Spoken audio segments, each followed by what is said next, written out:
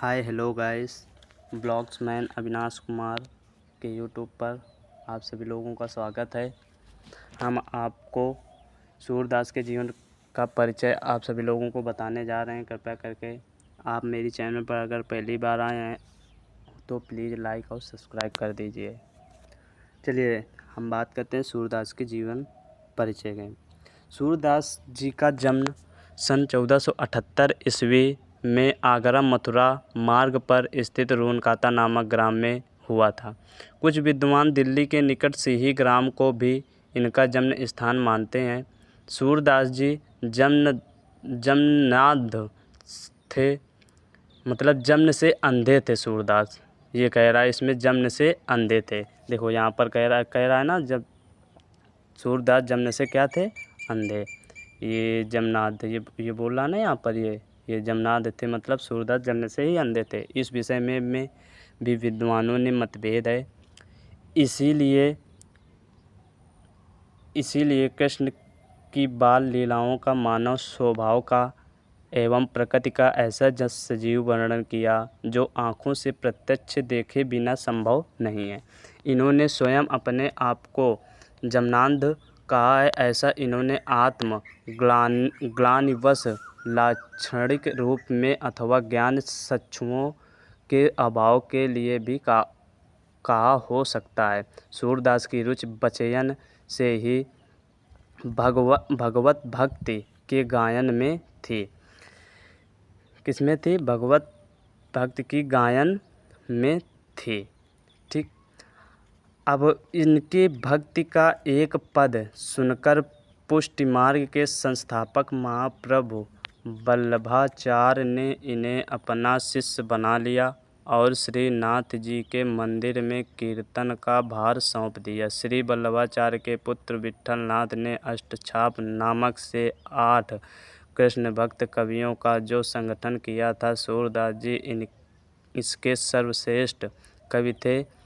गौ घाट पर रहकर जीवन पर्यंत कृष्ण की लीलाओं का गायन करते रहे। सूरदास जी का गोलोकवास मतलब मृत्यु हुई थी 1583 में गोसाई विट्ठलनाथ के सामने गोवर्धन की तलहटी के पार सोली नामक ग्राम में हुआ।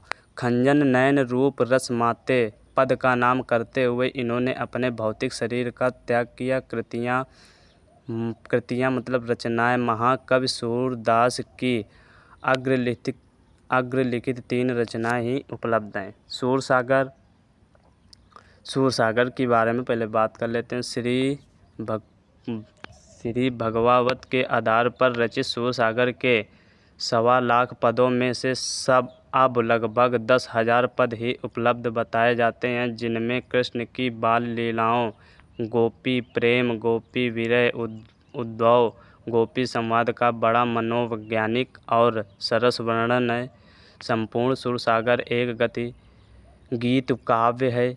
इसके पद तन्मयता के साथ गाए जाते हैं तथा यही ग्रंथ सूरदास की कीर्ति का स्तंभ है। दूसरी इनकी रचना है सुरसारावली। इसमें 1107 पद हैं, मतलब 1107 पद हैं। यह सूरसागर का सार भाग है। नंबर 3 इनकी है साहित्य लहरी। इसमें 118 दष्टकूट पदों का संग्रह है।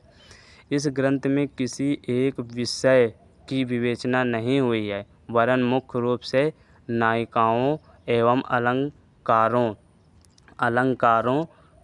अलंकारों की विवेचना की गई है।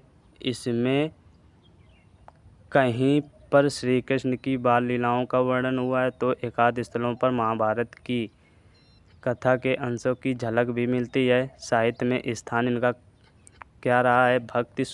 भक्ति कवि सूरदास का स्थान हिंदी साहित्य आकाश में सूर्य के समान ही है। इसीलिए कहा गया है, सूर तुलसी शशि उठगन केशव दास, अब के कवि खद्दोव सम चहतय करत प्रकाश।